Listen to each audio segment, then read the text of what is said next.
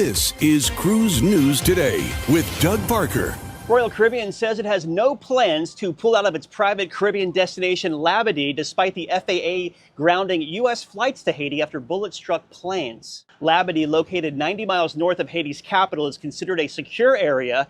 A Royal Caribbean spokesperson told us the safety and security of our guests, crew, and communities we visit are our top priority.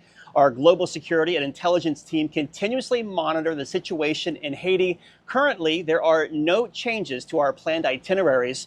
The decision to ground flights from the FAA to Haiti follows incidents where flights from Spirit Airlines, American Airlines, and JetBlue were targeted. Royal Caribbean temporarily halted visits to Labadee earlier this year due to civil unrest. They resumed calls in October.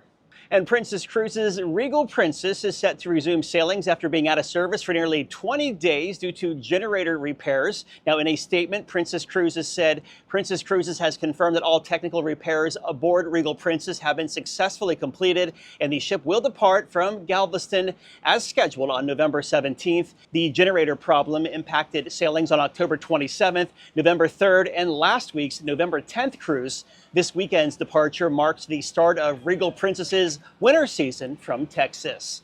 And welcome to Florida. The Disney treasure arrived at its new home port of Port Canaveral, Florida. Now, following this visit, the ship will head to New York City for a special christening ceremony happening on November 19th. That'll be streamed live on the Disney Parks blog. The Disney treasure's maiden voyage, a 7-night Eastern Caribbean cruise, will depart from Port Canaveral on December 21st.